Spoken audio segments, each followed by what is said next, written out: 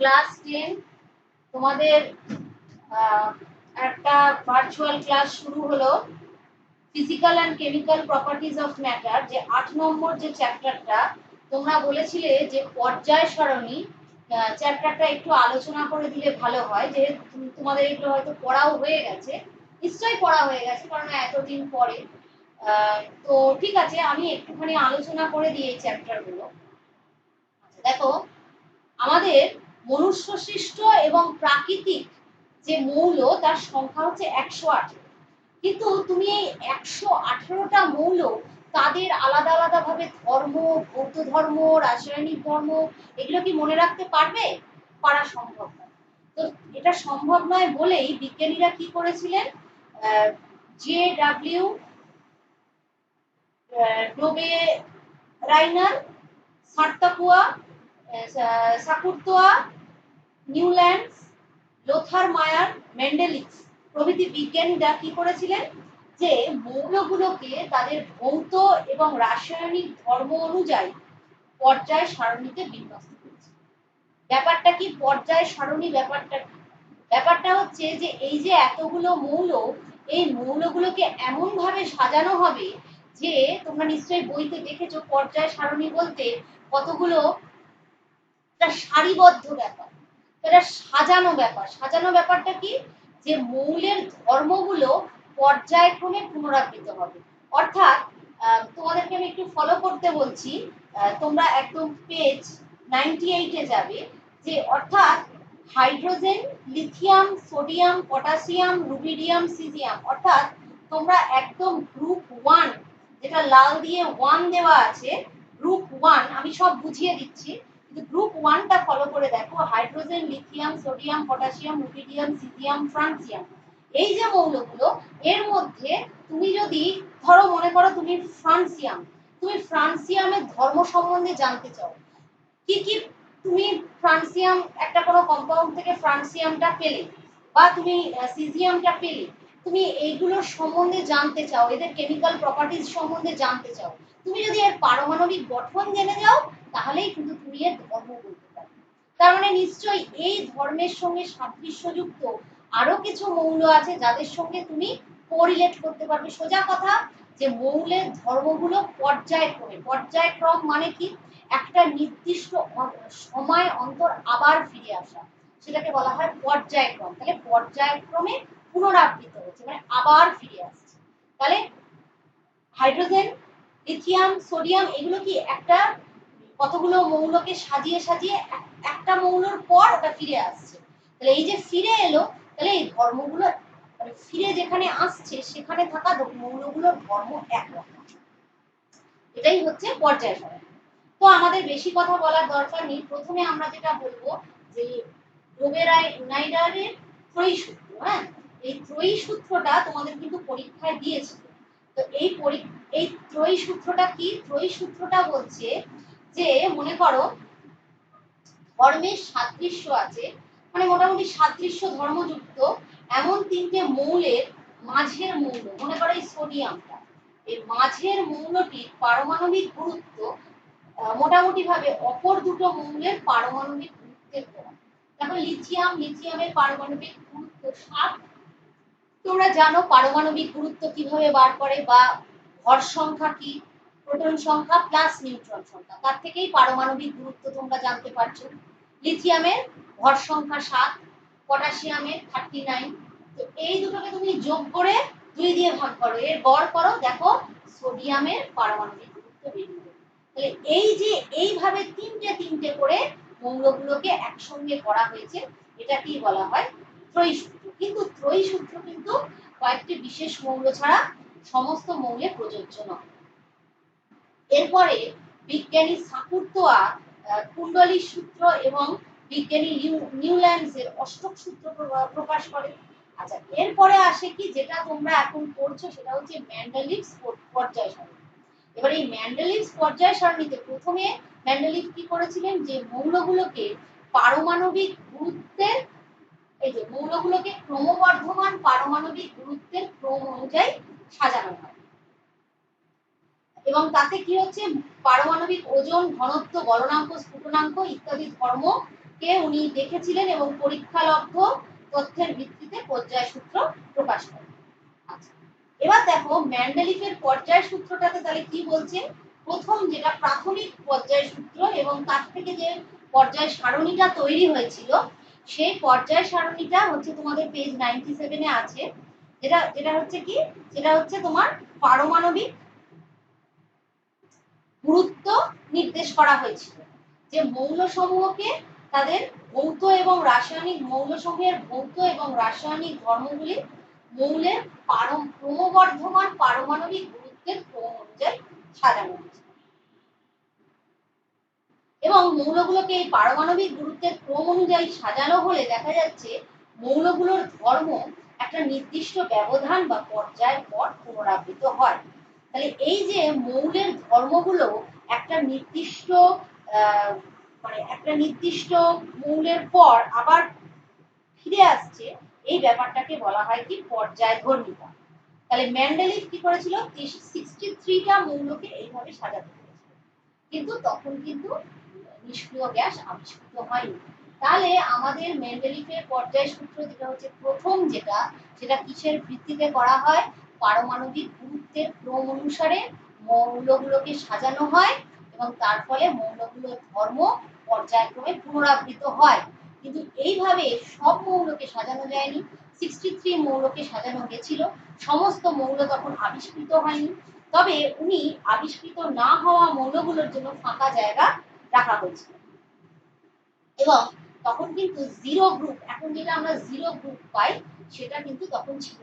তাহলে আমি পর্যায় সারণীটা সম্বন্ধে খুব ছোট করে, তোমাদের তো এত ডিটেল করতে হবে না, তোমরা ত্রয়ী সূত্রটা একটু পড়লে, তারপরে জাস্ট 1 নম্বরের একটা কোশ্চেন যে মেন্ডেলিফের পর্যায় সারণীটা প্রথমে কার ভিত্তিতে করা হয় না পারমাণবিক গুরুত্বের ক্রম অনুসারে, এইটা তোমরা জানলে।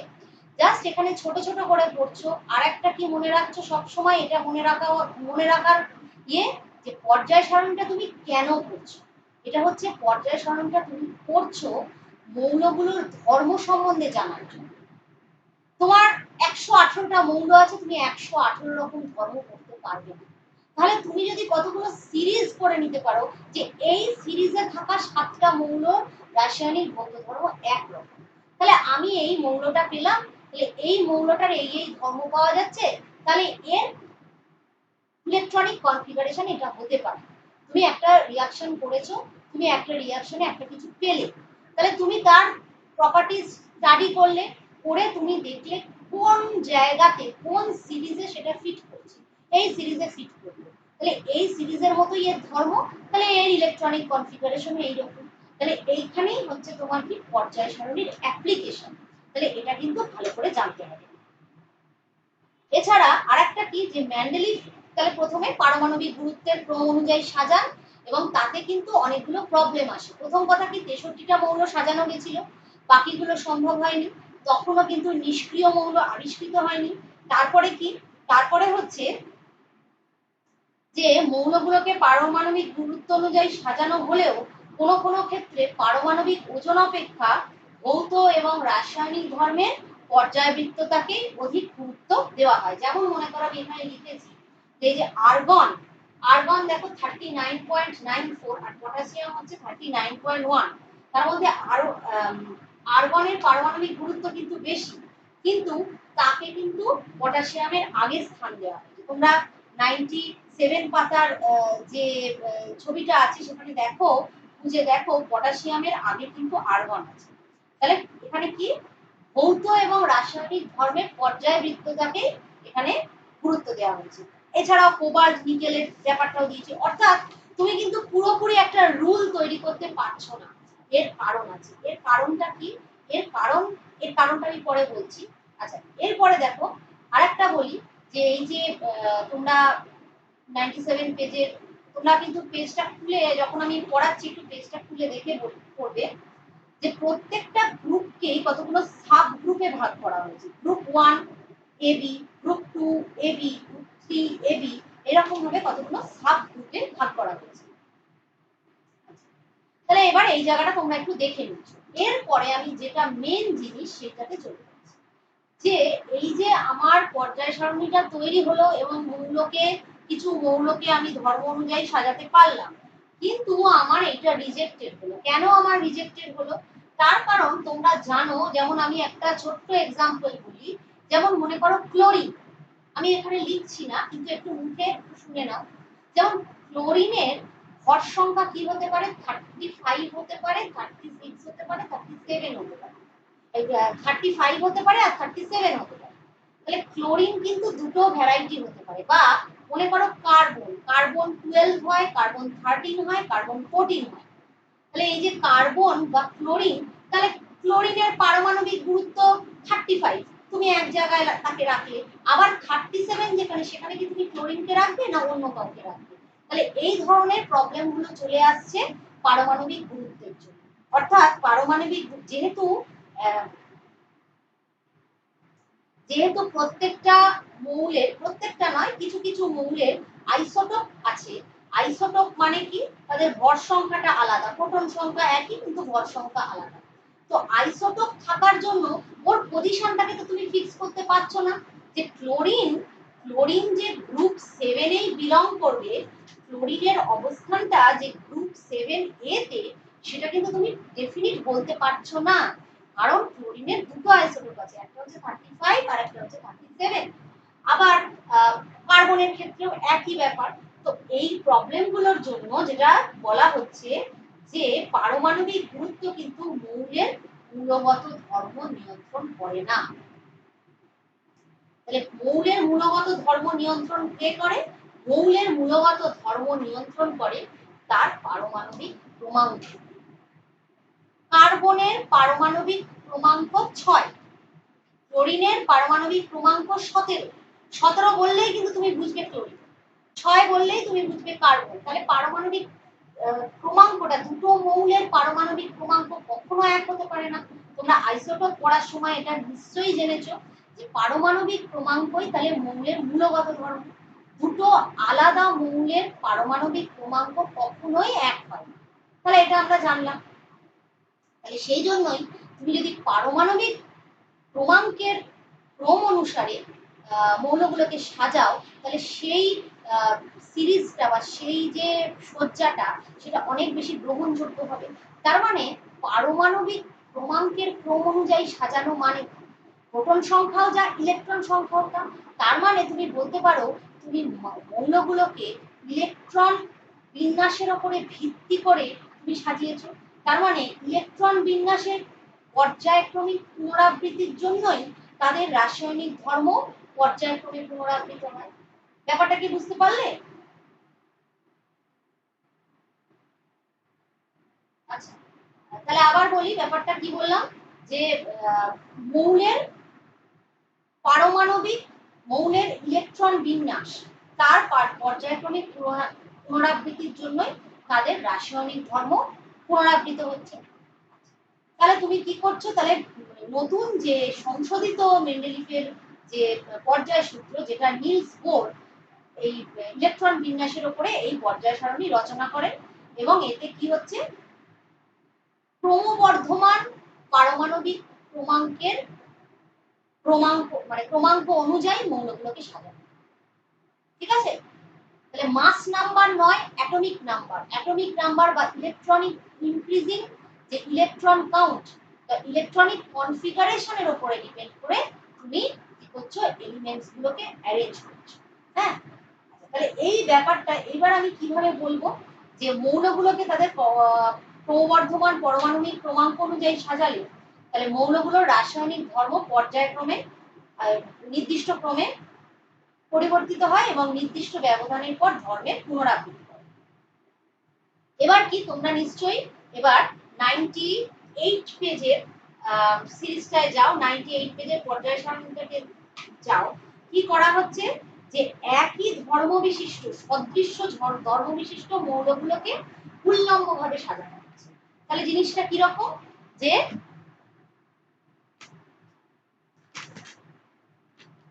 আমরা যদি একটুখানি দেখি,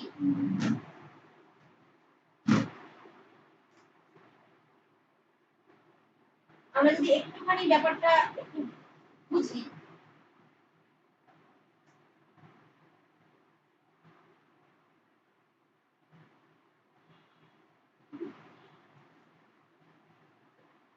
যে মৌলগুলোকে দেখো এই যে আমি এখানে দেখিয়েছি হাইড্রোজেন হাইড্রোজেন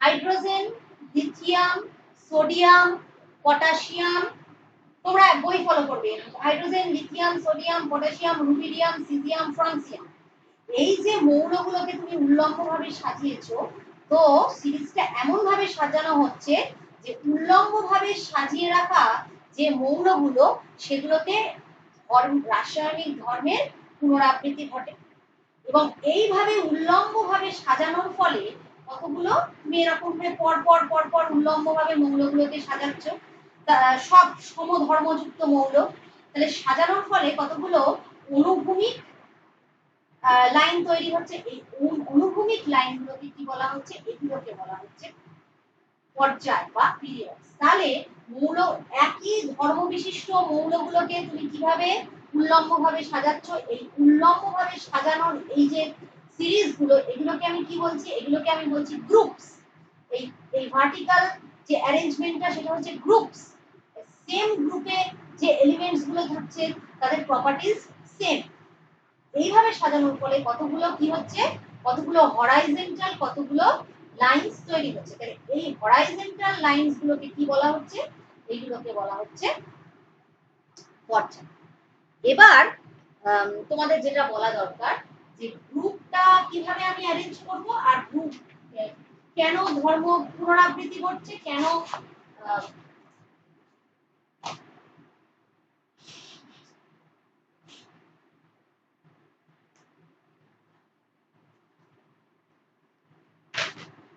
দেখো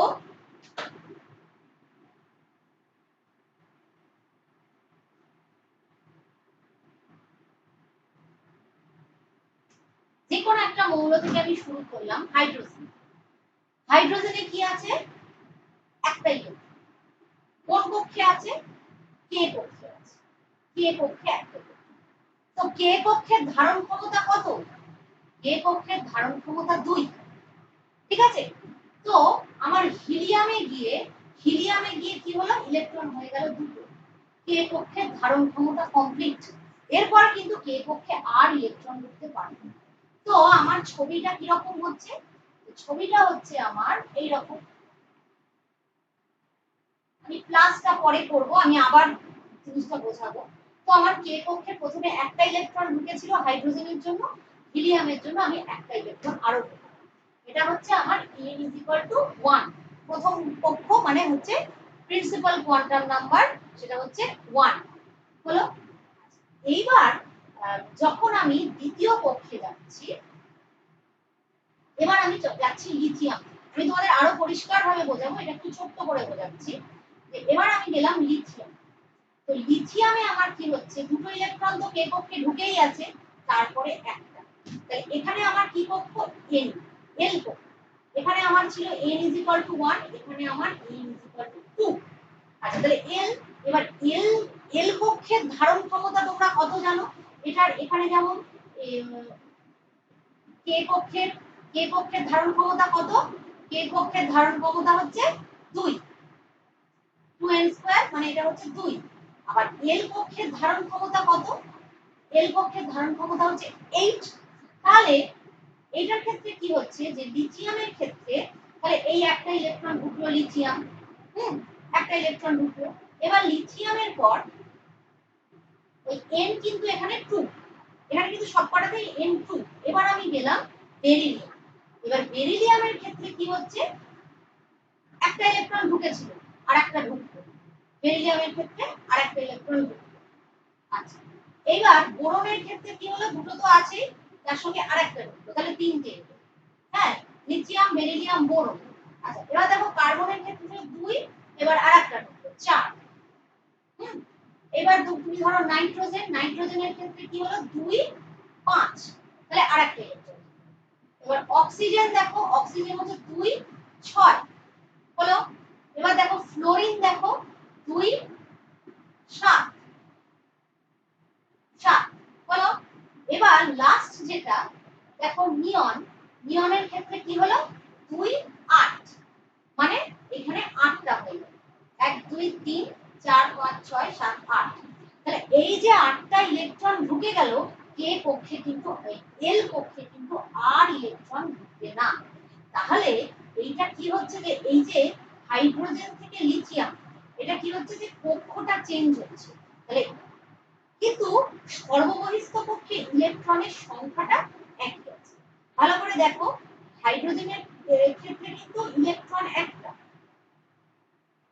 হাইড্রোজেনের ক্ষেত্রে ইলেকট্রন একটা, লিথিয়ামের ক্ষেত্রে সর্ববহিস্থ কক্ষ মানে সব থেকে বাইরের কক্ষটা, অর্থাৎ যে কক্ষের ইলেকট্রন বিক্রিয়ায় অংশগ্রহণ করে সেটাকে বলা হয় সর্ববহিস্থ কক্ষের ইলেকট্রন, মানে সব থেকে বাইরের কক্ষের ইলেকট্রন যেটা বিক্রিয়ায় অংশগ্রহণ করে এবং সর্ববহিস্থ কক্ষের ইলেকট্রনই কিন্তু আদান প্রদান করে। এগুলো তোমরা নিশ্চয়ই জানো, কারণ ক্লাস 9 এ এগুলো তোমরা পড়েছো। তাহলে লিথিয়ামের ক্ষেত্রেও ভালো করে ব্যাপারটা শুনবে, লিথিয়ামের ক্ষেত্রেও সর্ববহিস্থ কক্ষের ইলেকট্রন এক, হাইড্রোজেনের ক্ষেত্রেও সর্ববহিস্থ কক্ষের ইলেকট্রন এক। এরপরেও যদি তুমি সোডিয়াম আঁকো 2 8 1, অর্থাৎ সর্ববহিস্থ কক্ষের ইলেকট্রন কিন্তু এক। তাহলে এই যে সর্ববহিস্থ কক্ষের ইলেকট্রন এক, কিন্তু প্রিন্সিপাল কোয়ান্টাম নাম্বার সেইটা n = 1, n = 2, n = 3, মানে এই আবার আরেকটা চলে যাচ্ছে 3। তাহলে এই যে প্রিন্সিপাল কোয়ান্টাম নাম্বারের সংখ্যাটা বাড়ছে কিন্তু সর্ববহিস্থ কক্ষের ইলেকট্রনটা সেম থাকছে। এই যে ধরনের মানে এইভাবে সাজানো হচ্ছে গ্রুপটা। আর পিরিয়ডটা কি, যে একই কক্ষে একটা একটা করে ইলেকট্রন হচ্ছে। দেখো লিথিয়ামে একটা ইলেকট্রন ছিল, বেরিলিয়ামে ওই একই কক্ষে আরেকটা ইলেকট্রন, বোরনে আরেকটা ইলেকট্রন, কার্বনে আরেকটা ইলেকট্রন। তাহলে একই কক্ষে ইলেকট্রন ঢুকে যাচ্ছে। তো একই কক্ষে যতক্ষণ ইলেকট্রন ঢুকবে সেই কটা এলিমেন্ট হচ্ছে সেম পিরিয়ড বিলং করে। আশা করি ব্যাপারটা কিছুটা বুঝলে।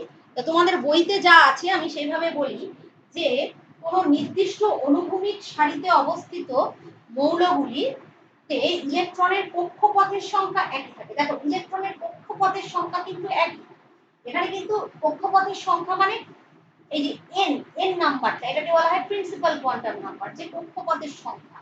তো কক্ষপথের সংখ্যা কিন্তু এখানে 2। তো এটার ক্ষেত্রেও 2, লিথিয়ামের ক্ষেত্রেও কক্ষপথের সংখ্যা 2, বেরিলিয়ামের ক্ষেত্রেও 2, বোরনের ক্ষেত্রেও 2, সবকটা নিয়ন অবধি 2। কিন্তু ইলেকট্রন কিন্তু একটা একটা করে বেড়ে যাচ্ছে। তাহলে কক্ষপথের সংখ্যা একই, কিন্তু সর্ববহিস্থ কক্ষে ইলেকট্রন সংখ্যা বৃদ্ধি পাচ্ছে। তাহলে তাহলে এদের রাসায়নিক ধর্ম একটা নির্দিষ্ট ক্রমে পরিবর্তিত হচ্ছে। এবার এইভাবে তুমি যখন সাজাচ্ছ, তোমার 2 নম্বর কক্ষ কমপ্লিট হয়ে যাবে, তোমার আর ইলেকট্রন কোথায় ঢুকবে, ঢুকবে না, তোমার 3 নম্বর কক্ষে চলে যাবে। এই যে তুমি 3 নম্বর কক্ষে চলে এলে, তার মানে 3 নম্বর কক্ষে তাই কি হচ্ছে যে কোনো নির্দিষ্ট উলম্ব স্তম্ভে অবস্থিত মৌলগুলো, এই যে উলম্ব ভাবে হাইড্রোজেন, লিথিয়াম, সোডিয়াম, এরপরে আছে পটাশিয়াম, উলম্ব স্তম্ভে অবস্থিত মৌলগুলির ইলেকট্রনের কক্ষপথের সংখ্যা ক্রমাগত বৃদ্ধি পায়। আমি না সোডিয়ামে থেমেছি, এখান থেকে আমি যদি পটাশিয়াম করি সেটা হচ্ছে n = 4। তাহলে কক্ষপথের সংখ্যা বৃদ্ধি পাচ্ছে, কিন্তু কক্ষপথে ইলেকট্রনের সংখ্যা মানে সর্ববহিস্থ পক্ষে ইলেকট্রনের সংখ্যাটা কিন্তু সমান। এদের রাসায়নিক ধর্মেও সাদৃশ্য দেখা যায়। তাহলে পর্যায় সারণীতে উলম্বভাবে অবস্থিত মৌলগুলির স্তম্ভকে কি বলা হয়, শ্রেণী। তাহলে এই রকম ভাবে উলম্বভাবে যদি মৌলগুলো অবস্থিত থাকে, তাহলে এরকম উলম্বভাবে যদি মৌলগুলো অবস্থিত থাকে, তাহলে সেগুলোকে বলা হচ্ছে একই শ্রেণীতে আছে। আর এইরকম ভাবে যখন মৌলগুলোকে আমি দেখছি তখন বলবো একই পর্যায়ের মৌল, অর্থাৎ প্রিন্সিপাল কোয়ান্টাম নাম্বার, কক্ষপথের সংখ্যা এক। এখানে কিন্তু কক্ষপথের সংখ্যা চেঞ্জ হচ্ছে, সর্ববহিস্থ কক্ষে ইলেকট্রনের সংখ্যা কিন্তু সেম থাকছে। এবার আমি এটা একটুখানি আরেকটু এক্সপ্লেন করে দেব এবং তোমাদের কিন্তু একটু একটু করে এইগুলো মনে রাখতে হবে। হ্যাঁ,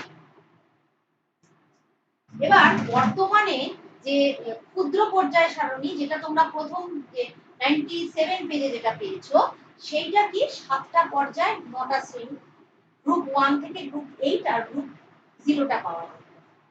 দেখো, আর আইইউপ্যাক প্রবর্তিত বর্তমান দীর্ঘ পর্যায় সারণীতে কটা পর্যায়? 7টা পর্যায় এবং 18টি গ্রুপ পাওয়া যায়। আবার আমি একবার দেখাই যে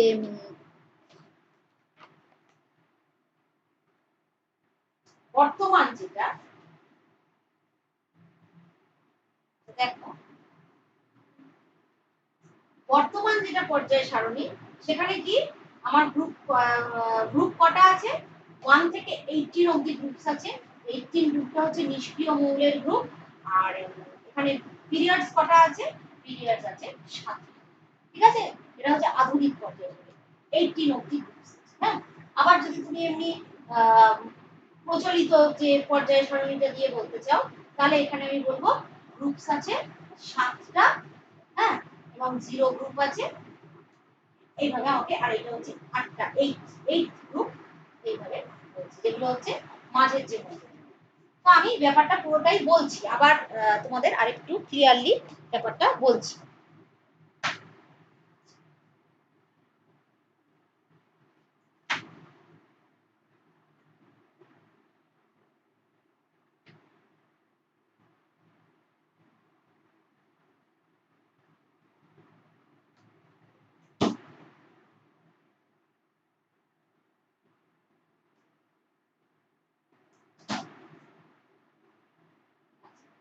দেখো, আমি এখানে কিন্তু তোমাদের একটু দেখানোর চেষ্টা করেছি যে কিভাবে ইলেকট্রনগুলো ঢোকে এবং কিভাবে শ্রেণীগুলো তৈরি হয়। আচ্ছা দেখো, এখানে প্রথমে হাইড্রোজেন, তো আমি এখানে কিন্তু প্রোটন সংখ্যাটা লিখছি না, এটা প্রোটন সিগনিফাই করছে, এটা সিগনিফাই করছে নিউট্রন। তো প্রোটন সংখ্যা আস্তে আস্তে বাড়ছে, 1 থেকে 2, 2 থেকে 3, তো এইভাবে বাড়ছে। তো আমি ইলেকট্রনটা দিয়ে বলি। প্রথমে এই যে হাইড্রোজেনের ক্ষেত্রে একটা, হিলিয়ামের ক্ষেত্রে দুটো ইলেকট্রন। কে কক্ষ, দেখো কে কক্ষ তোমরা পারলে একটু বোর্ডটা লিখে নেবে, তাহলে সুবিধা হবে। কে কক্ষে কি, কে কক্ষের ধারণ ক্ষমতা হচ্ছে 2n², মানে দুটো, তাহলে দুটো অবধি ইলেকট্রন ঢুকলো। পরে এই হিলিয়াম থেকে আবার চলে গেল লিথিয়াম, যেখানে একটা একটা করে ইলেকট্রন ঢুকছে, একটা বেরিলিয়ামে আর একটা, boron, carbon, nitrogen, oxygen, fluorine, neon, নিয়নে গিয়ে স্টপ করে গেল। এবার আমি চলে যাচ্ছি n=3, অর্থাৎ আমার m কক্ষ। আচ্ছা দেখো, m কক্ষের সর্বাধিক ধারণ ক্ষমতা কিন্তু 18। তাহলে m কক্ষের সর্বাধিক ধারণ ক্ষমতা 2n², এটা 2, এটা 8, এটা হচ্ছে 18। তোমার 18টা কিভাবে ফিল আপ হবে সেটা দেখো। এবার আমি যে n=3 তে যাচ্ছি, তাহলে আমার শুরু হয়ে যাচ্ছে, ওখানে শেষ হয়েছে নিয়নে, নিয়নের পর সোডিয়াম। দেখো পর পর এখানেও কিন্তু একটা ইলেকট্রন সর্ববহিস্থ কক্ষ, এখানেও একটা ইলেকট্রন, এখানেও সর্ববহিস্থ কক্ষে একটা ইলেকট্রন। পটাশিয়ামের ক্ষেত্রেও কিন্তু এই যে 2, 8, 8, 1, এই যে আমি ওর ইলেকট্রন বিন্যাসটা লিখে দিয়েছি, এইটা কিন্তু সর্ববহিস্থ কক্ষে একটা ইলেকট্রন। আচ্ছা, তো এটা বেরিলিয়ামের ক্ষেত্রে দেখো, বেরিলিয়ামের সর্ববহিস্থ কক্ষে দুটো ইলেকট্রন, ম্যাগনেসিয়ামের দুটো, ক্যালসিয়ামের ক্ষেত্রেও দুটো। তো তুমি এইগুলো কি, এগুলো হচ্ছে এক একটা উল্লম্ব সিরিজ, এগুলোই হচ্ছে গ্রুপস। তো আমার যেটা বলার, যে সোডিয়ামের ক্ষেত্রে তাহলে কি হলো, আমি তো নিয়ন অবধি দেখিয়ে দিলাম যে দুই কক্ষে আর ইলেকট্রন প্রবেশ করছে। এবার n=3, সেখানে আমার একটা ইলেকট্রন গেল। এবার ম্যাগনেসিয়ামের ক্ষেত্রে আবার আর একটা ইলেকট্রন গেল। আচ্ছা, তারপরে কি, তারপরে হচ্ছে অ্যালুমিনিয়ামের ক্ষেত্রে আর একটা ইলেকট্রন গেল। Silicon, phosphorus, sulphur, chlorine, argon. আচ্ছা, একটা কথা বলি যে একটু কিন্তু এগুলো মনে রাখার চেষ্টা করবে, অন্তত আর্গন অবধি বা পটাশিয়াম, ক্যালসিয়াম অবধি, কারণ একটু মনে না রাখলে অসুবিধা। তাহলে আর্গনে কি হচ্ছে 2, 8, 8। আচ্ছা, এরপরে তো তোমরা বলতেই পারো যে এখানে 18টা কমপ্লিট হচ্ছে না কেন? না, 18টা কমপ্লিট হবে না। 18টা কমপ্লিট না হয়েই কি হবে, ইলেকট্রন 4 নম্বর কক্ষে। ঠিক আছে, ইলেকট্রন তাহলে কে এল এম এন, এই 18টা কেন ফিল আপ হলো না সেটা আমি একটু পরে বলছি, যদিও তোমাদের এটা বইতে নেই, তবু একটু ছোট্ট করে বলে দেবো। তো কি হলো, যে এখানে যে 8টা শেষ হলো, হিলিয়াম, নিয়ন, আর্গন। আচ্ছা, এগুলো হচ্ছে সমস্ত নিষ্ক্রিয় গ্যাস। নিষ্ক্রিয় কেন না, এদের ইলেকট্রনিক কনফিগারেশনটা এমন যে এটাকে সহজে ভাঙা যায় না, এরা কোনো রাসায়নিক বিক্রিয়ায় অংশগ্রহণ করে না। যেমন হিলিয়ামে দেখো কে কক্ষে দুটো ইলেকট্রন থাকার, হিলিয়ামে তাই আছে। নিয়নে দেখো এল কক্ষে দুটো ইলেকট্রন, 8টা ইলেকট্রন থাকার, তো তাই আছে। তো এই যে এদের কক্ষগুলো সম্পূর্ণ পূর্ণ, হ্যাঁ, এদের সর্ববহিস্থ কক্ষে যতগুলো ইলেকট্রন থাকার ঠিক ততগুলোই আছে। নিয়নের ক্ষেত্রে 8টা, আর্গনের ক্ষেত্রে 8টা, তো এদের কক্ষগুলো পূর্ণ, যার জন্য কি এরা হচ্ছে নিষ্ক্রিয়। তো কি হচ্ছে এবার আর্গন শেষ হচ্ছে 2 8 8, তো তারপরে শুরু হয়ে যাচ্ছে আমার n = 4 পটাশিয়াম। তো পটাশিয়ামে কি 2 8 8 1, ক্যালসিয়াম 2 8 8 2, হ্যাঁ, এইভাবে তাহলে চলছে।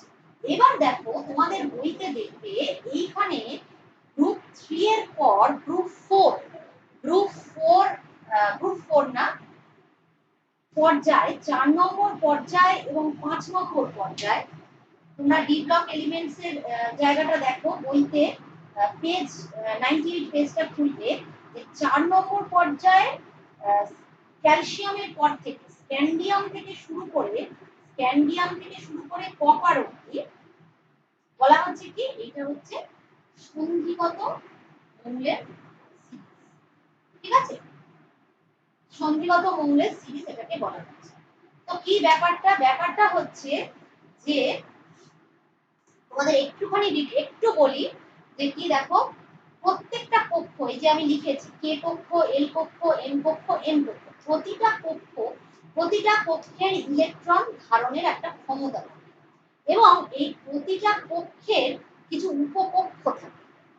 কক্ষের ভেতর উপকক্ষ ছোট, আরো ছোট, সেই উপকক্ষ কে কক্ষের একটাই উপকক্ষ এস, এল কক্ষের দুটো সাবশেল এস আর পি, এম এর তিনটে subshell S P D, N কক্ষের আরো আছে এস পি ডি এফ। তো কি হচ্ছে দেখো যে ইলেকট্রন যে একটা অরবিটালে ঢুকবে বা ইলেকট্রন যে একটা কক্ষে ঢুকবে, এমন ভাবে ঢুকবে যাতে ইলেকট্রনের মানে যাতে পরমাণুটার এনার্জিটা মিনিমাম হয়। তো এই যে আমার 1s এ ইলেকট্রন ঢুকেছে প্রথমে, এর এনার্জিটা মিনিমাম, তারপরে 2s, তারপরে 2p, তারপরে 3s 3p। আচ্ছা, 3d টার এনার্জিটা হচ্ছে 4s এর খুব কাছাকাছি বা তার থেকে সামান্য একটু বেশি, যার জন্য 3d টাতে ইলেকট্রন না ঢুকে আগে 4s এ। কি বললাম, 4s উপকক্ষের এনার্জিটা বা শক্তিটা 3d কক্ষের থেকে সামান্য কম, যার জন্য আগে 4s কে চয়েস করে 4s এ ঢুকে গেছে। 4s কক্ষ কমপ্লিট করে ফেলেছে। 4s কক্ষ কমপ্লিট করে কিন্তু 4p ধরতে পারেনি, কারণ 4p এর এনার্জি কিন্তু 3d এর থেকে বেশি। তাহলে আগে 3d টা ছোট, 3d টাতে ঢুকবে, তখন এই পুরো 3d টাতে ঢুকেছে। এই যে 3d এর যে এলিমেন্ট গুলো, এগুলোকে বলা হয় সন্ধিগত মৌল। তোমাদের আমি এক্ষুনি বলছি, তাহলে ব্যাপারটা তোমাদের ক্লিয়ার হবে। তাহলে আশা করি এই অবধি তোমরা ব্যাপারটা বুঝেছো আমি কি কি বললাম। একটা হচ্ছে উল্লম্ব শ্রেণীগুলো কি, যে সর্ববহিস্থ কক্ষের ইলেকট্রন সংখ্যা একই এবং তাদের কি হয়, তাদের এনটা চেঞ্জ হচ্ছে, মানে প্রিন্সিপাল কোয়ান্টাম নাম্বারটা চেঞ্জ হচ্ছে। এটা হচ্ছে গ্রুপস।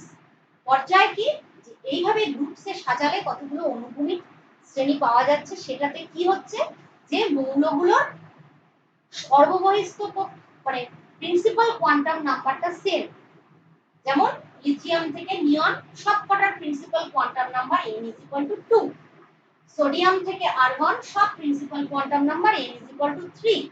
তাহলে কিন্তু একটা একটা করে ইলেকট্রন বাড়ছে, তাহলে এদের রাসায়নিক ধর্মটাও ওইভাবেই চেঞ্জ হচ্ছে। এটা আমি বলেছি। এবার কিভাবে ইলেকট্রন ঢুকছে, কোথায় গিয়ে স্টপ করছে, যখন আর ধারণ ক্ষমতা তার থাকছে। আমি প্রত্যেকটা ধারণ ক্ষমতা দেখিয়ে দিয়েছি। এবার তোমাদের একটুখানি যেটা বলেছি যে তোমরা ভাবতে পারো যে 18টা তো পূর্ণ হলো না, তার আগেই 4 নম্বরে চলে গেল। কেন গেল না, 4 নম্বরের যে 4s এর এনার্জিটা 3d থেকে সামান্য হলেও কম, যার জন্য কিন্তু 4s টা আগে ঢুকছে। 4s উপকক্ষে আমি উপকক্ষ বুঝিয়েছি যে কে একটাই, এগুলো এই s p এগুলোকে বলা হচ্ছে উপকক্ষ। টার্মটা খেয়াল রাখবে, কক্ষের মধ্যে উপকক্ষ। তো আমি বলেছি কি যে এই যে 4s উপকক্ষটা, এই উপকক্ষটার এনার্জি সামান্য হলেও কম, তাই 4s এ দুটো ইলেকট্রন আগে ঢুকে গেছে, আর ঢুকতে পারবে না। s কক্ষে s উপকক্ষে দুটোই ইলেকট্রন ঢুকতে পারে, তো কে পটাশিয়াম আর ক্যালসিয়ামে ঢুকে গেছে। ঢোকার পর স্ক্যান্ডিয়াম থেকে কপার এই অবধি কি হয়েছে, ওই 3d কক্ষে ইলেকট্রন। কথাটা কি বুঝতে পারলে? যে স্ক্যান্ডিয়াম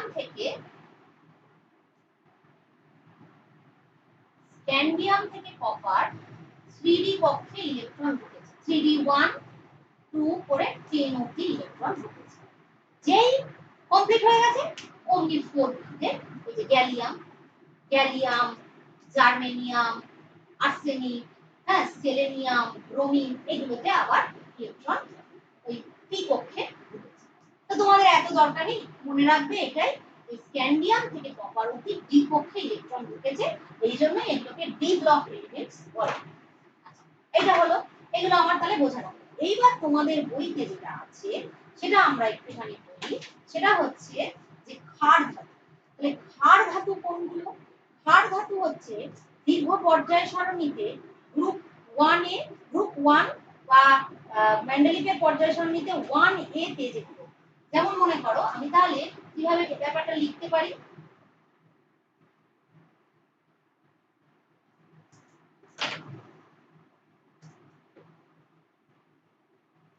হাইড্রোজেনটা লিখছি না, lithium, sodium, potassium, rubidium, caesium, এইগুলো কি হচ্ছে, সিজিয়াম এবং ফ্রান্সিয়াম, এগুলোর কি n = 1, n = 2, হ্যাঁ, n = 3, n = 4, n = 5, n না সরি n = 2, 3, 4, 5, 6, 7, কিন্তু এদের সর্ববহিস্থ কক্ষের ইলেকট্রন সংখ্যা কত? 1। সব কটা সর্ববহিস্থ কক্ষের ইলেকট্রন সংখ্যা 1, মানে এ রাসায়নিক বিক্রিয়ায় একটাই ইলেকট্রন ডোনেট করবে, সর্ববহিস্থ কক্ষ থেকে একটা ইলেকট্রন বের করবে। তাহলে এগুলো কি হচ্ছে, এগুলোর ধর্ম কি, এরা জলের সাথে তীব্রভাবে বিক্রিয়া করে ক্ষার উৎপন্ন করে, তাই এদের ক্ষার ধাতু বলা হয়। তাহলে এগুলো কি, এগুলো হচ্ছে ক্ষার ধাতু। কেন? এরা জলের সঙ্গে তীব্রভাবে বিক্রিয়া করে ক্ষার উৎপন্ন করে। ঠিক আছে, এবার নেক্সট কি বলবো, নেক্সট যেটা বলবো ক্ষারীয় মৃত্তিকা। ক্ষারীয় মৃত্তিকা ধাতুটা কি? ক্ষারীয় মৃত্তিকা ধাতু হচ্ছে, ঠিক দেখো তোমরা গ্রুপে জাস্ট ক্ষার ধাতুগুলোর পাশের যে গ্রুপটা, সেটা কি গ্রুপ 2। গ্রুপ 2 তে কি কি আছে দেখো, গ্রুপ 2 তে আছে বেরিলিয়াম, ম্যাগনেসিয়াম, ক্যালসিয়াম, এন ভ্যালুটা এটার ক্ষেত্রে 2, এটার ক্ষেত্রে 3, এটার ক্ষেত্রে 4, এটার ক্ষেত্রে 5। এদের সর্ববহিস্থ কক্ষে ইলেকট্রন সংখ্যা কত? 2। মানে এ দুটো ইলেকট্রন দিয়ে কি হতে পারে, এ কি করতে পারে, দুটো ইলেকট্রন দিয়ে বেরিলিয়াম 2+, এ ম্যাগনেসিয়াম 2+, ক্যালসিয়াম 2+, এইগুলো কিন্তু দুটো ইলেকট্রন দিতে পারে। তাহলে এদেরকে কি বলা হচ্ছে, এদেরকে বলা হচ্ছে ক্ষারীয় মৃত্তিকা ধাতু। এই ধাতুগুলোর অক্সাইড, এই ধাতুগুলোর অক্সাইড কি করছে, জলের সঙ্গে বিক্রিয়া করে ক্ষার। তাহলে এদের অক্সাইডস গুলো কি করবে, এদের অক্সাইড থেকে জল বিক্রিয়া করে ক্ষার। ঠিক আছে, যেটা আমি বোর্ডে যেটুকু লিখছি সেটুকু ফলো করো, কারণ অনেক রকম লেখা চলে আসবে, তো সে এইটুকু খালি দেখো। হলো, এরপরে যেটা আছে তোমাদের হ্যালোজেন। হ্যালোজেনটা একটু বলি, হ্যালোজেন কোনটা, হ্যালোজেন কিন্তু ইম্পর্টেন্ট, হ্যালোজেন ইম্পর্টেন্ট। দেখো হ্যালোজেন হচ্ছে কি, আমি লিখেই রেখেছি গ্রুপ 17। গ্রুপ 17 এর কি আছে, ফ্লোরিন, ক্লোরিন, ব্রোমিন, আয়োডিন। আচ্ছা, এদের সর্ববহিস্থ কক্ষের ইলেকট্রন সংখ্যা কত? 7।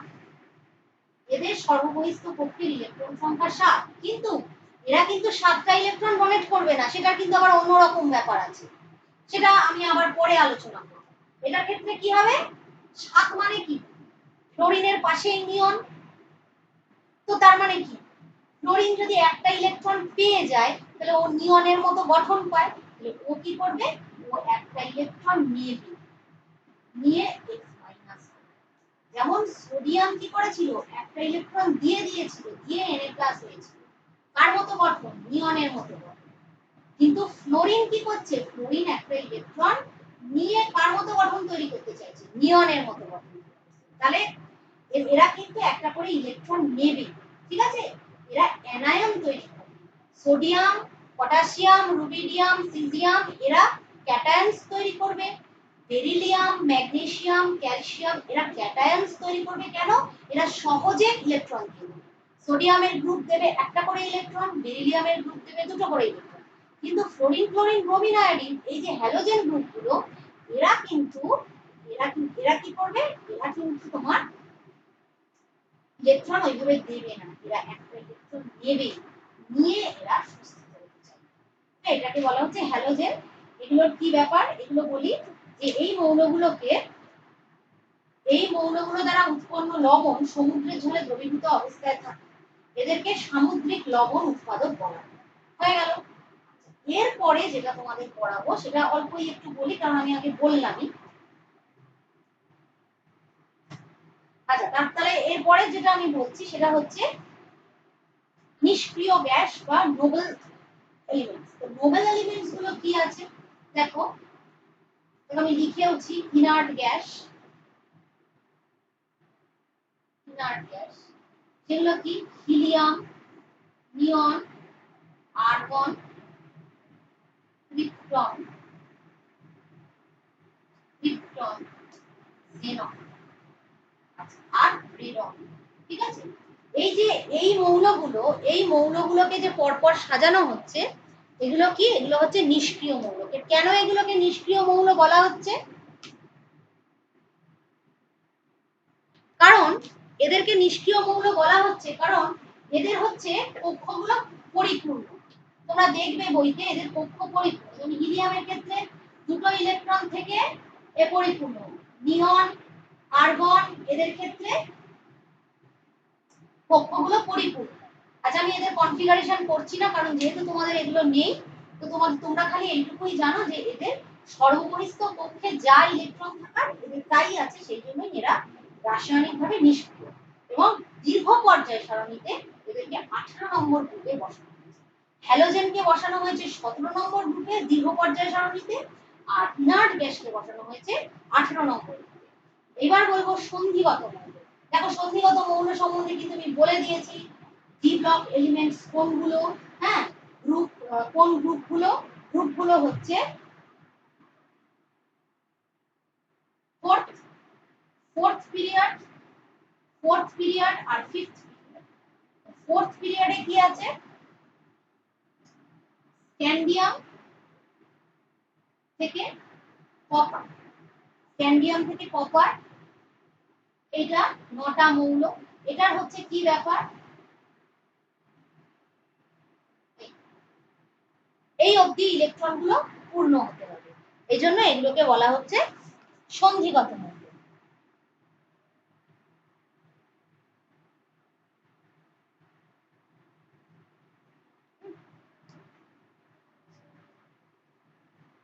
এবার এইটা বললাম, আর আরেকটা হচ্ছে কি, আর ফিফথ গ্রুপটা দেখে নেবে, ইট্রিয়াম থেকে, এটা হচ্ছে সিলভার। একটু মনে রাখতে হবে, এইখানে যে একটা কথা বলেছে যে এই মৌলগুলির সবচেয়ে বাইরে দুটি কক্ষ ইলেকট্রন দ্বারা পরিপূর্ণ থাকে না, এটাই হচ্ছে ব্যাপার, যে এখানে একটা একটা করে ইলেকট্রন বাড়তে থাকে, ওই ডি গ্রুপে ইলেকট্রনগুলো যুক্ত হতে থাকে। অর্থাৎ সন্ধিগত কেন, এরা এস এবং পি, এস এই যে 4s এবং 4p এই দুটোর মাঝখানে সংযোগ স্থাপন করে। সন্ধিগত কথাটার অর্থই হচ্ছে তাই, মানে কি একটা যোগাযোগ তৈরি করা। তো যোগাযোগটা কিরকম, 4s আর 4p, তোমরা দেখবে ভালো করে পর্যায় সারণী ফলো করবে। যদি কারোর কাছে চার্ট থাকে তাহলে দেখবে এখানে 4s এ ইলেকট্রন ঢুকেছিল, তারপরে 3d এর পর থেকে 4p তে ইলেকট্রন ঢুকছে। 4s আর 4p এর মাঝে আছে বলে এগুলোকে বলা হয় কি, এগুলোকে বলা হয় সন্ধিবদ্ধ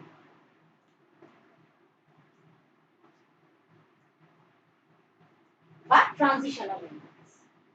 এরপরে যেটা ইউরেনিয়ামোত্তর মৌল, ইউরেনিয়ামোত্তর মৌলটা বলার আগে আমি যেটা দেখাবো সেটা হচ্ছে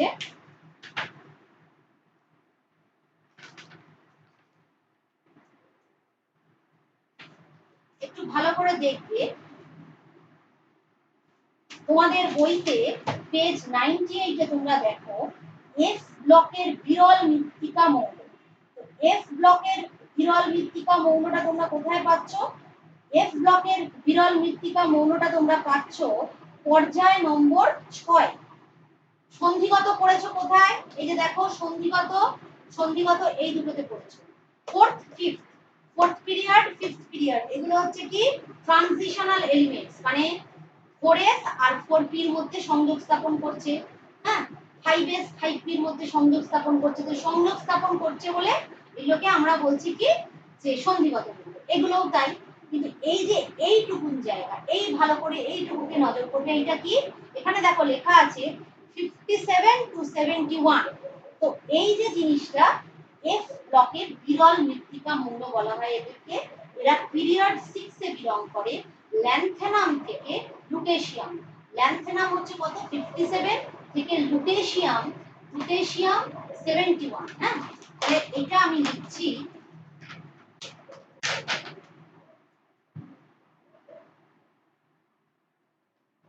আমি লিখেই রেখেছি ল্যান্থেনামের পরেরটা থেকে ধরে এটা করা হচ্ছে যে সিরিয়াম 58 থেকে লুটেশিয়াম 71। ঠিক আছে, ল্যান্থেনাম থেকে আমি ধরে লিখি লুটেশিয়াম 71। এটা হচ্ছে F block, F F block হচ্ছে। এর পরের যেটা দেখো তোমাদের বইতে আছে 5f ব্লকের বিরল মৃত্তিকা মৌল। 5f ব্লকটা তোমরা পাবে কোথায়?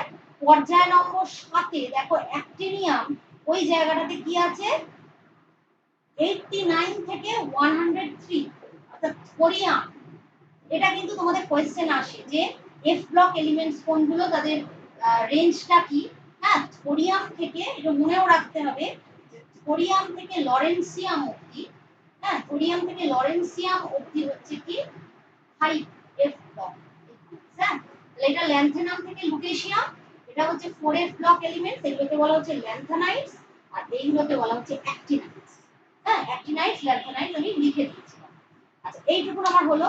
এবার এই জায়গাটাতে ইউরেনিয়াম উত্তরটা আমি বলি যে সপ্তম পর্যায়ের ফ্রান্সিয়াম 87 থেকে ইউরেনিয়াম 92 পর্যন্ত 6টি মৌল প্রাকৃতিক। ইউরেনিয়ামের পরবর্তী মৌলগুলো পরীক্ষাগারে কৃত্রিমভাবে তৈরি করা হয়। এগুলোকে ট্রান্স ইউরানিক এলিমেন্টস বলে।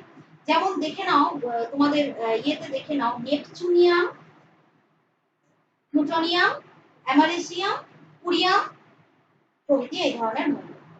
আচ্ছা, এইবার যেটা আছে সেটা হচ্ছে যে পর্যায় সারণীতে হাইড্রোজেনের অবস্থা।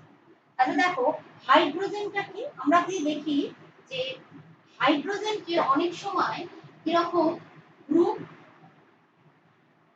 1a তার সঙ্গেও বসানো হচ্ছে, আবার গ্রুপ 17 বা 7a এখানেও বসানো হচ্ছে। তাহলে এর কি কি সাদৃশ্য দেখা যায়? প্রথম হচ্ছে আমি বলি ক্ষার ধাতুর সঙ্গে সাদৃশ্য। তাহলে এটা আমি পড়াচ্ছি কি হাইড্রোজেনের অবস্থা। তাহলে প্রথমে তুমি দেখো ক্ষার ধাতুর সঙ্গে এর কি সাদৃশ্য?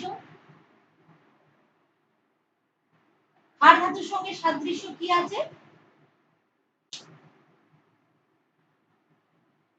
হাইড্রোজেন ক্ষার ধাতুর মতো যোজ্যতা কক্ষের একটি ইলেকট্রন বর্জন করে তড়িৎ ধনাত্মক H+ আয়ন উৎপন্ন করে।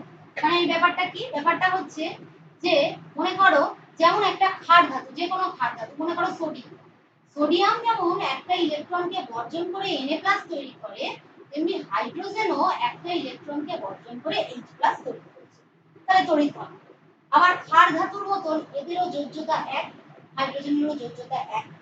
আচ্ছা, 3 নম্বর কি, হাইড্রোজেন ক্ষার ধাতুর মতো বিজারক দ্রব্য, অর্থাৎ এই সহজে ইলেকট্রন দিয়ে দেয়, তাহলে এটা একটা বিজারক দ্রব্য এবং উভয় অধাতুর সঙ্গে বিক্রিয়া করে যৌগ গঠন করে। যেমন সোডিয়াম ক্লোরাইড তৈরি করলো ইলেকট্রন দিয়ে দিয়ে, তোমরা জানো আয়নিক পদার্থ তোমরা পড়েছো, তাহলে সোডিয়াম ক্লোরাইড তৈরি করলো, আবার এখানে HCl তৈরি করতে পারলো। এগুলো হলো। আর ক্ষার ধাতুর সঙ্গে পার্থক্য কি, যে ক্ষার ধাতুগুলো কিন্তু ধাতু এবং এরা কি তীব্র ধনাত্মক ধাতু, কিন্তু এটা কি, এটা ধাতু, এগুলো হচ্ছে ধাতু। আর হাইড্রোজেনটা কি অধাতু, অধাতু। আচ্ছা, আর কি, ক্ষার ধাতুগুলি সাধারণ উষ্ণতায় কঠিন পদার্থ এবং এক পরমাণু, কিন্তু হাইড্রোজেন সাধারণ উষ্ণতায় গ্যাসীয়। তাহলে এগুলো হচ্ছে কঠিন পদার্থ, কিন্তু হাইড্রোজেন কিন্তু গ্যাসীয় পদার্থ, এটা বললাম। এবার হচ্ছে হ্যালোজেনের সঙ্গে সাদৃশ্য। এবার আমি কি বলবো, হ্যালোজেনের সঙ্গে সাদৃশ্য।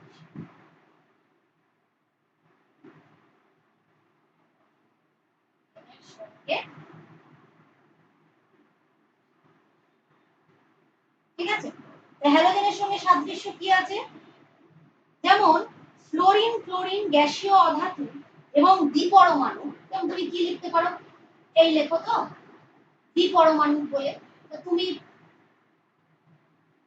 হাইড্রোজেনকে কি লিখতে পারো, হাইড্রোজেনকেও এইভাবে লিখতে পারো। এবং এগুলো সবই হচ্ছে অধাতু, হ্যাঁ, গ্যাসীয়। ঠিক আছে,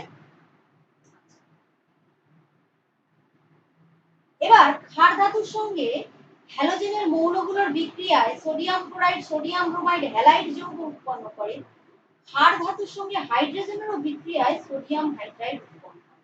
তার মানেটা আমি যদি এইভাবে ব্যাপারটা বলি, মনে করো এই যে সোডিয়াম ক্লোরাইড, তো সোডিয়াম ক্লোরাইডটা কিভাবে থাকছে, Na+, Cl-, অর্থাৎ ক্লোরিন থেকে তুমি কি পাচ্ছ, অ্যানায়ন উৎপন্ন করছো। আবার তুমি ঠিক একইভাবে এই ধরনের কম্পাউন্ড তৈরি করতে পারবে, সোডিয়াম হাইড্রাইড, যেখানে H-, এটা কিন্তু একটা অ্যানায়ন হিসেবে, এটা কিন্তু একটি হাইড্রোজেন, এখানে উভয় ঋণাত্মক তড়িৎধর্মী, এটাও ঋণাত্মক তড়িৎধর্মী, এখানে H- ও ঋণাত্মক তড়িৎধর্মী।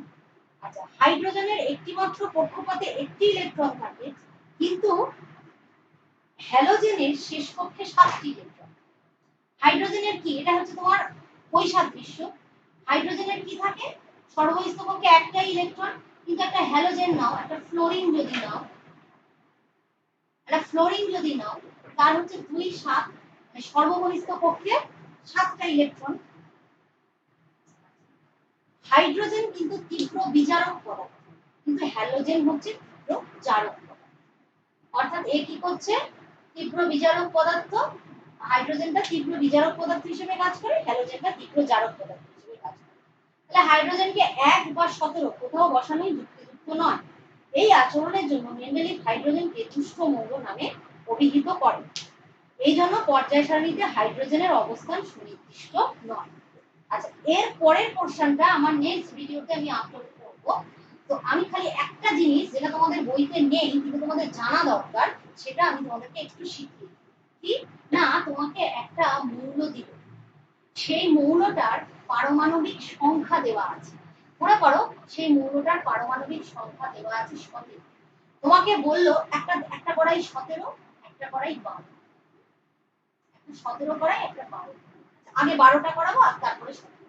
তো তোমাকে বললো যে এই মৌলটা কোন গ্রুপ আর কোন পিরিয়ড, তোমাকে বলবে। তুমি কিভাবে বলবে কোন গ্রুপ আর কোন পিরিয়ড, এটা একটু শিখো। কিভাবে তুমি ফার্স্ট কি করবে, তুমি যদি এইটাকে নিয়ে কাজ করো, তুমি এর ইলেকট্রনিক কনফিগারেশনটা করে ফেলো। ইলেকট্রনিক কনফিগারেশন কি, কে পক্ষে দুটো ইলেকট্রন থাকবে 2, তারপরে পক্ষে 8, 2 8, 8 তাহলে 10, তারপরে কটা থাকবে 2। তার মানে সর্ববহিস্থ পক্ষে কটা ইলেকট্রন? দুটো। তাহলে সর্ববহিস্থ পক্ষে দুটো ইলেকট্রন। এবার সর্ববহিস্থ পক্ষে প্রিন্সিপাল কোয়ান্টাম নাম্বারটা কত? এটা হচ্ছে 1 নম্বর কক্ষ, এটা হচ্ছে 2 নম্বর কক্ষ, এটা হচ্ছে 3 নম্বর কক্ষ। তাহলে n = 3। তাহলে n = যদি 3 হয় তাহলে এটা কি হবে? তাহলে এটা n = 3 এবং সর্ববহিস্থ পক্ষে ইলেকট্রন কটা? দুটো। সর্ববহিস্থ পক্ষের ইলেকট্রনটা দিয়ে আমি বলবো গ্রুপ সংখ্যা। কি বললাম? সর্ববহিস্থ পক্ষের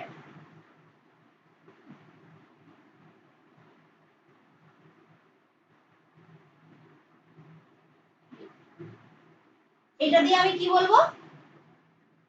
যে গ্রুপ সংখ্যাটা। ঠিক আছে? আর পর্যায় সংখ্যাটা কি দিয়ে বলবো? পর্যায় সংখ্যাটা বলবো কক্ষপথের সংখ্যা। আশা করি ব্যাপারটা বুঝতে পারছো। এবার নিশ্চয়ই তোমরা 98 পেজ খুলে 12 পরমাণু ক্রমাঙ্ক পেয়ে গেছো। সেটা কার?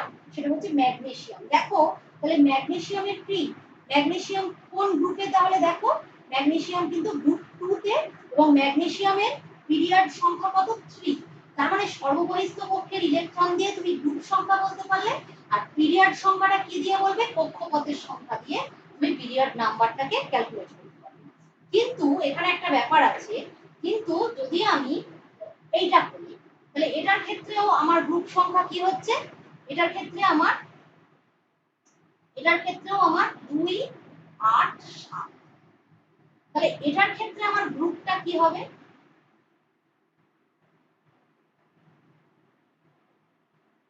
এটার ক্ষেত্রে আমার গ্রুপটা কি হবে?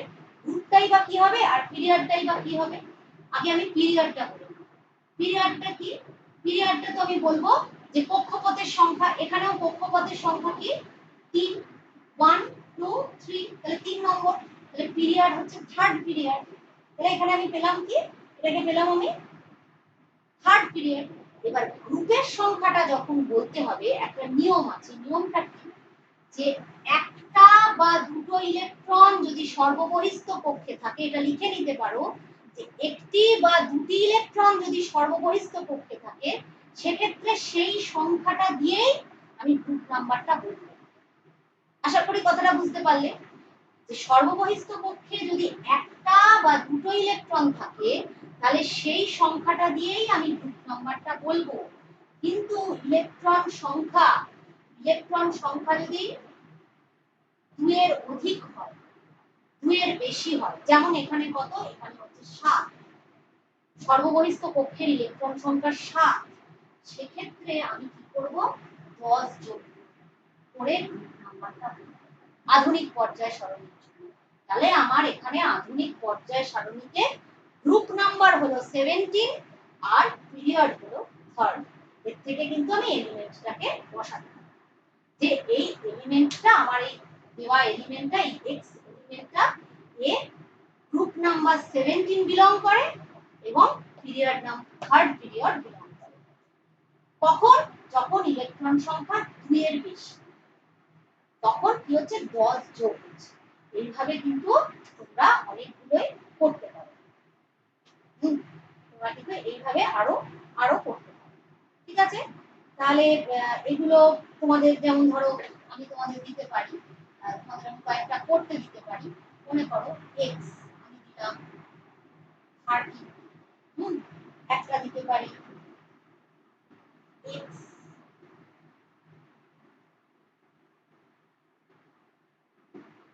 35। x 35 টা করতে গেলে একটুখানি বুঝে করতে হবে। x 35 টা একটু বুঝে করবে। কারণ 2 8 8 7। হ্যাঁ, এটা বুঝে করি। 16 17 18।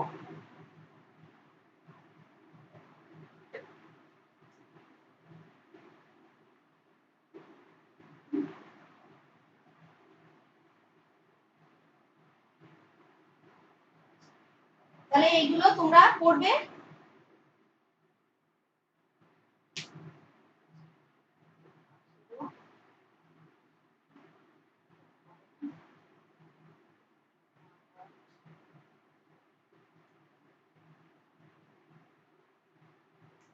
আচ্ছা এইটা না তোমরা একটুখানি ভেবে করো, আমি বলবো না, একটু দেখো এখানে কিন্তু 10টা ডি ব্লক 10টা ডি ইলেকট্রন আছে, বা তোমাদের এটা করার দরকার নেই, তোমরা পারবে না এটা, তোমরা করো হচ্ছে 20 20 করো, এটা তোমরা পারবে,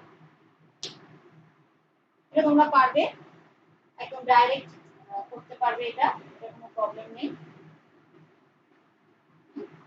তাহলে এইটা তোমরা করতে পারবে। এখানে আমার ভিডিওটা শেষ হলো, এর পরের অংশটা নেক্সট ভিডিওতে আপলোড হবে।